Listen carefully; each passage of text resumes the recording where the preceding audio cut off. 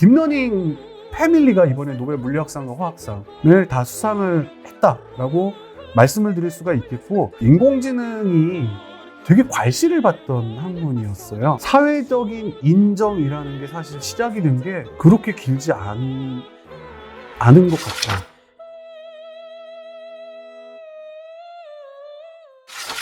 안녕하세요. 외진골목의 골목대장 박외진입니다. 지금 저희들이 축하할 일이 있죠. 바로 국내에서 드디어 노벨 문학상을 한강 작가님께서 받게 되셨다는 겁니다. 올해 노벨상에 인공지능 하는 사람들 입장에서 보면 깜짝 놀랄 만한 수상이 두 군데가 더 있거든요. 바로 노벨 물리학상과 노벨 화학상 수상하신 분들이 인공지능과 관련된 그런 분들이시라는 것입니다. 오늘 외진 골목에서는 노벨 물리학상과 노벨 화학상을 수상하신 분들, 그리고 그분들이 왜 인공지능을 하셨는데 노벨 물리학상과 화학상을 수상하셨는지에 대한 그런 얘기들을 한번 나눠보려고 합니다. 자, 지금 같이 저랑 같이 골목으로 들어오시죠. 올해 노벨 물리학상은 존 제이 호필드라는 프린스턴 대학교 명예교수님과 제프리 이 힌튼이라는 토론토 대학 교수님, 이 두 분이 이제 받게 되셨습니다. 제프리 힌튼 교수님과 존 호필드 교수님 사이의 연구는 이어져 있습니다. 인공지능에 대해서 얘기를 할 때 굉장히 많은 학문에서 영향을 받았다라고 얘기를 하거든요. 딥러닝이라는 기술만 살펴보면 사람의 신경세포, 뉴런이죠. 뉴런 같은 어떤 작은 계산 단위를 여러 개를 엮어서 그거를 저희들이 이제 뉴럴 네트워크라고 부르고, 그런 어떤 구조상에서 어떤 데이터를 학습시키는 뭐 이런 방식으로 동작을 하고 있는데, 뇌의 구조를 모방한 어떤 뉴럴 네트워크를 만들었다라는 측면에서는 저희들이 뭐 생물 물리학이라고도 얘기를 하고, 뭐 그냥 생물학이라고도 얘기를 하고요. 호필드 교수님은 본인의 이름을 딴 호필드 네트워크라는 거를 82년도에 발표를 하세요. 이 호필드 네트워크는 굉장히 간단한 구조의 뉴런 시스템입니다. 약 30여 개 정도의 작은 계산 단위로 구성된 단일층의 뉴런 시스템을 만드시거든요. 그래서 메모리라는 개념을 인공지능에 처음으로 알려주신 그런 그 선구자 중에 한 분이시고, 물리학에서 사용하시는 에너지 이론을 사용하셨다고 알려져 있습니다. 실제로 호필드 교수님은 물리학과 화학을 전공하신 분이세요. 사실은 이분이 본인이 어떤 분자 물리학에서 사용할 목적으로 만드신 그 네트워크이었는데, 후세 사람들이 그거를 가지고 인공지능을 만드는데 굉장한 영감을 받게 될 줄은 사실은 모르셨을 거예요.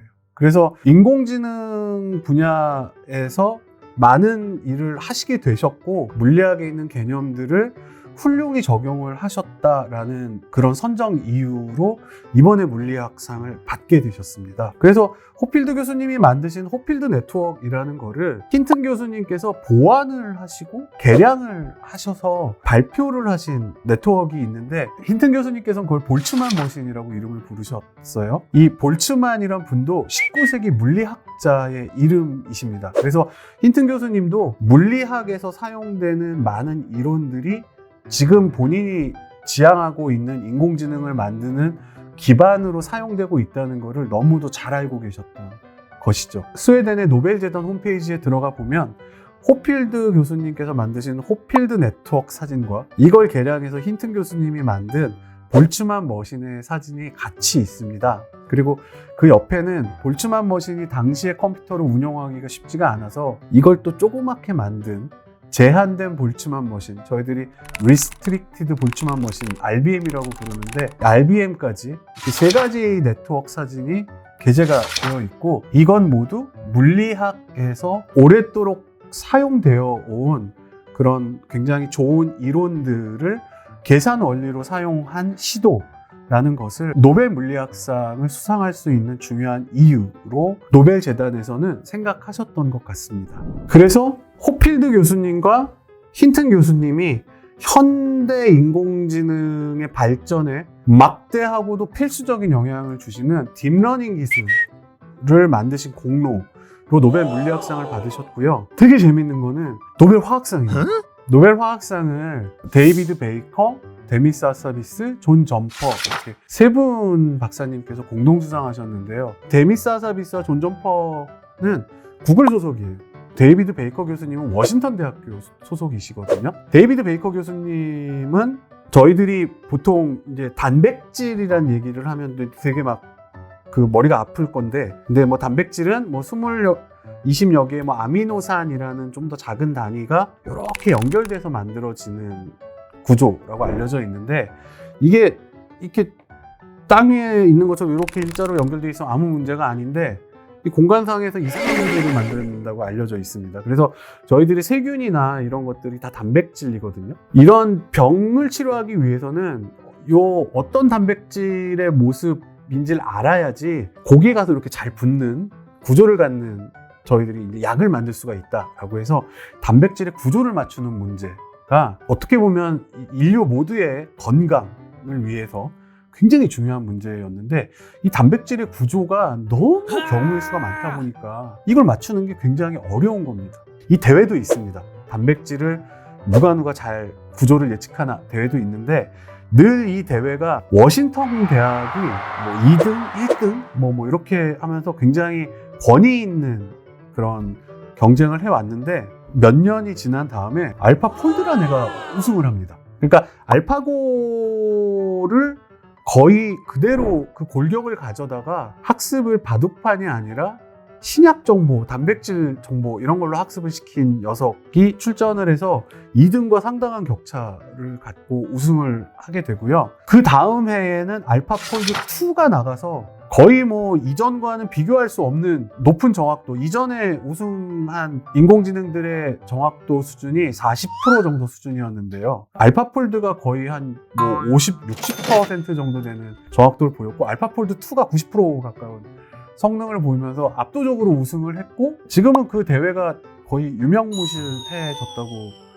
봐도 괜찮을 정도의 성적이 나왔습니다. 근데 이 알파폴드 2가 노벨 물리학상을 수상하신 제프리 힌튼 교수님의 연구에 기반해서 만든 거거든요. 그러니까 어찌 보면 딥러닝 패밀리가 이번에 노벨 물리학상과 화학상을 다 수상을 했다라고 말씀을 드릴 수가 있겠고, 다만 데이비드 베이커 교수님이 알파폴드라는 프로그램이 만들어질 수 있는 길을 여셨습니다. 이분이 컴퓨터를 이용한 단백질의 구조를 예측하는 연구를 끊임없이 해오셨고, 이런 어떤 그간의 연구의 노력과 그간에 쌓였던 업적 같은 것들이 데미스 하사비스로 하여금 알파폴드를 이 분야에 쓸 수 있도록 이끌어낸 그런 계기를 만들었다라고 봐도 과언은 아닐 것 같습니다. 그러니까 인공지능을 이용한 새로운 신약 물질을 만들어낼 수 있는 길을 개척하신 공로로 받으신 거고, 실제로 예측을 할 수 있는 프로그램을 만든 건 데미스 하사비스와 존 점퍼라고 말씀드릴 수가 있겠습니다. 참고로 존 점퍼는 85년생이에요. 크레용 신짱과 동갑이죠. 노벨상에는 컴퓨터 관련된 분야를 수상할 수 있는 상이 마땅히 정해진 게 없죠. 지금 현재는 뭐 있다면 뭐 평화상? 근데 인공지능을 만들어서 세계 평화에 기여한 거는 아직 없으니까 평화상은 좀 애매할 것 같고, 그러면은 남는 상들이 뭐 경제학상? 오픈 AI는 지금 뭐 적자를 내고 있는데, 인공지능이 되게 괄시를 받던 학문이었어요. 그러니까 뭐냐면 되게 그럴듯한 이론인데 보여지는 게 없어요. 왜냐하면 당시에 컴퓨터도 되게 안 좋고, 그렇다고 뭐 데이터가 많이 수집될 수 있거나 만들어져 있는 상태도 아니었기 때문에 이론적으로 뭔가 될 것 같은데 보여지는 건 없으니까, 그 굉장히 유명하신 교수님께서 학회에서 그런 말씀도 하셨다고 제가 들었습니다.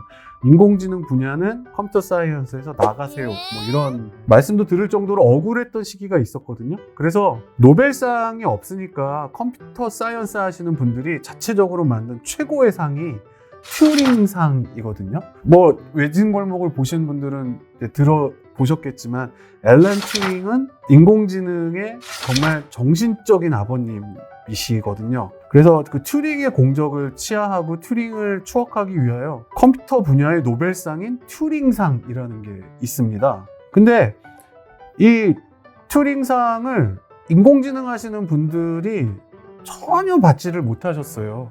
그러다가 제프리 힌튼 교수님이 드디어 2018년에 받으시거든요. 2018년이면은 어떤 일이 있었냐 하면 구글에서 현재 챗 GPT의 근간이 되는 트랜스포머라는 연구 결과가 발표되던 그 시점이었고, 이 전과 완전히 다른 품질의 텍스트 처리 능력, 이미지 처리 능력 같은 것들이 세상에 알려지기 시작합니다. 그러다 보니 제프리 힌튼 교수님이 몇십 년간 생각해왔던 그 이론이 드디어 동작시킬 수 있는 하드웨어들을 만나게 되는 것이죠. 그래서 2018년도에 제프리 힌튼 교수님과 두 분의 제자 요슈아 벤지오와 지금 메타의 인공지능을 총괄하고 있는 얀 루쿤, 이렇게 세 분이 튜링상을 받으세요. 그러면서 사회적인 인정이라는 게 사실 시작이 된 게 그렇게 길지 않은 것 같아요. 근데 6년 후에는 드디어 챗GPT, 뭐 이런 굉장히 초거대 인공지능들이 보여주는 현상이 전 세계를 떠들썩하게 만들면서 챗GPT는 역사상 가장 빠른 시기 내에 사용자 100만 명을 돌파한 서비스로 등재가 되기도 하고, 이런 현상들이 만들어지니까 드디어 인공지능을 하신 분들에게도 노벨상이 굉장히 영예로운 순간이 이제 찾아왔다라고 생각이 들고, 인공지능을 하는 사람 중에 한 명으로서는 매우 뿌듯하고 굉장히 중요한 이벤트라고 생각이 듭니다. 노벨상을 바라보면서 든 생각은 인공지능을 하는 사람들의 사회적 책임이라는 것이 더 중요해지겠구나. 인공지능의 어떤 사회적 기여와 사회의 발전을 위한 노력 같은 것들에 대해서 더욱더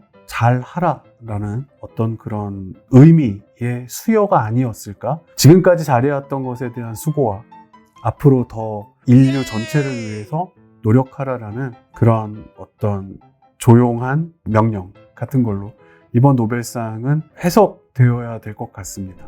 네, 오늘 노벨상과 관련된 얘기를 나눠봤습니다. 즐거우셨나 모르겠습니다. 지금까지 외진 골목의 골목대장 박외진이었습니다. 감사합니다.